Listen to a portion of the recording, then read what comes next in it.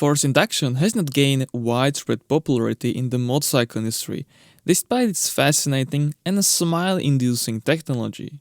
Instead, motorcycles primarily rely on naturally swept volume and engine speed to generate power. While there are a few examples that utilize boosting device to enhance power, very few motorcycles have successfully pushed the boundaries of force induction and RPM simultaneously.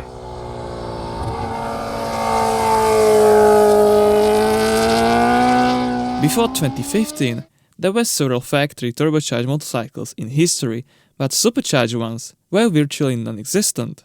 There was a French scooter that claimed to be the first, but it was considered a minor engineering marvel at best. While superchargers were commonly used in automobiles, aircraft, and outboards, there was only one notable supercharged motorcycle, the BMW Type 255 Kompressor, produced exclusively for pure racing purposes from 1935 to 1939. This 492cc double overhead cam boxer twin employed a 8-cylinder sliding vane supercharger generating around 60 horsepower or 122 horsepower per liter. The Type 255 achieved various records, such as the first lap at 100 miles per hour in a major event and a motorcycle land speed record in 1936.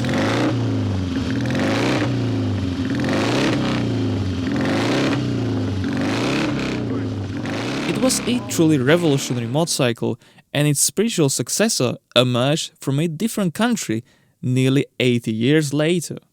In the 1970s, many companies introduced remarkable 6-cylinder motorcycles, while the major Japanese brands dedicated substantial efforts to turbocharged motorcycles in the 1980s.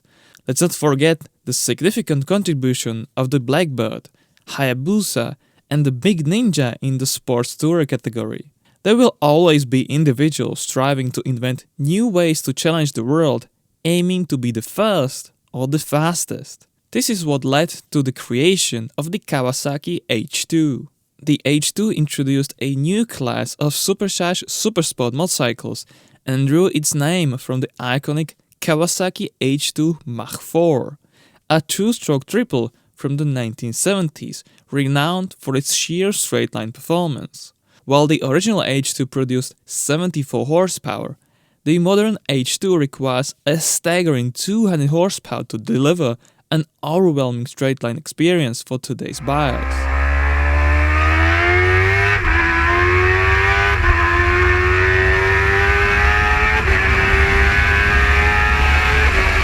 Kawasaki hugely benefits from being a large conglomerate, and so when the motorcycle department needs help, they just knock on the next door of the aerospace office in the building. The Kawasaki H2 was not a product of the bike division.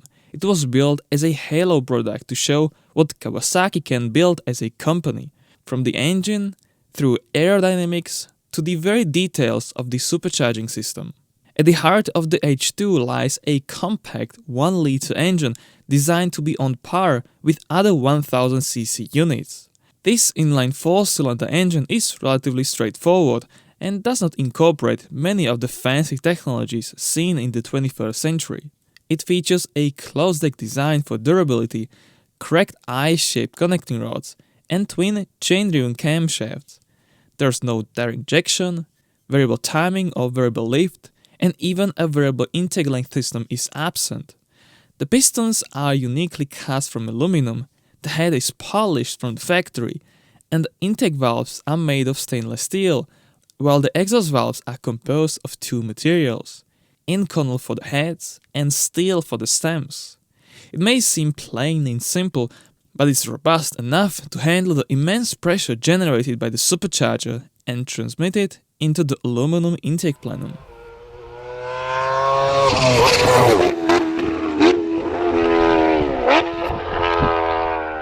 The standout feature of this engine is the supercharger, which is why it is colored in red. The impeller is machined using a 5-axis CNC process from forged aluminum and measures 69mm in diameter. It has the capability to deliver 200 liters of air a second into the intake at a speed of 100 meters per second. In comparison, the ZX-10R can only reach 117 liters of air per second. The supercharger in the H2 is a single-stage, single-speed unit with a total of 12 impeller blades, 6 of which are visible from the intake side. It is positioned behind the engine and is driven by the 6th web of the crankshaft through a series of step-up spur gears, a chain drive, and finally a planetary gear set, resulting in a final gear reduction of 9.18. This means that while the engine reaches its peak at 14,000 rpm, the supercharger spins at an astonishing 128,800 rpm, producing 1.4 bar of boost, or 2.4 bar of total pressure inside. In comparison to a turbocharger, this supercharger builds up boost in a more linear manner with no lag. Kawasaki is no stranger to superchargers, as the company previously utilized a twin-screw unit on a ZX14 based engine to boost an Ultra 300X jet ski. Although this type of supercharger generates significant heat, it is not a concern when the jet ski is operated in an unlimited source of cold water, which cools down the intercooler.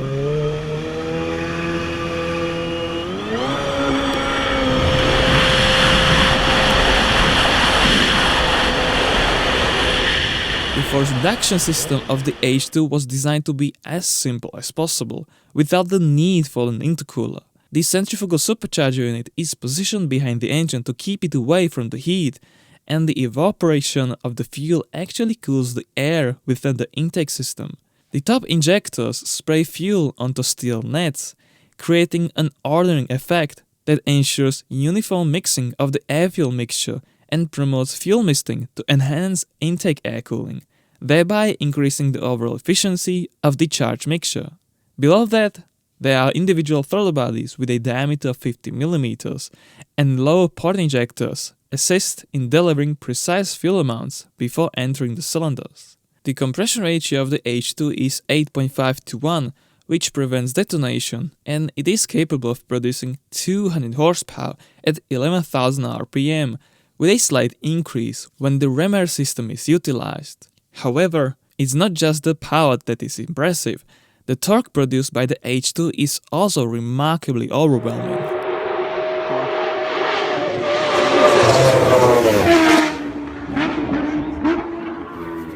The H2R, in contrast, is not subject to any emission regulations, as it was never intended for road use. It features a slightly lower compression ratio of 8.3:1 and utilizes the same supercharging system as the regular H2, resulting in the same speed and boost pressure.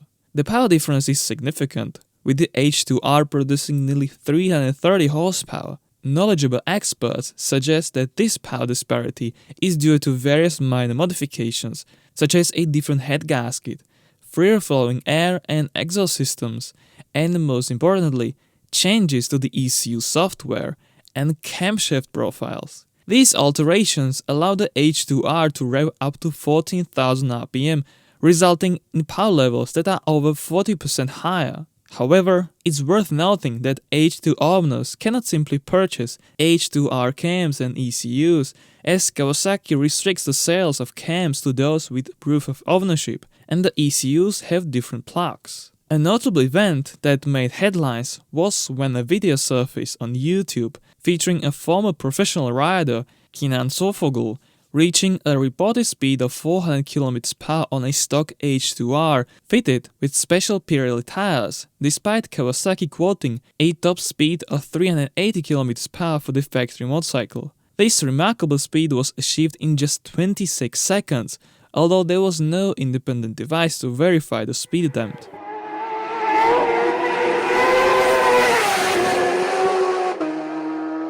Nevertheless, there is no doubt that the H2R is one of the fastest motorcycles ever produced, and Kawasaki made every effort to ensure its exceptional performance capabilities.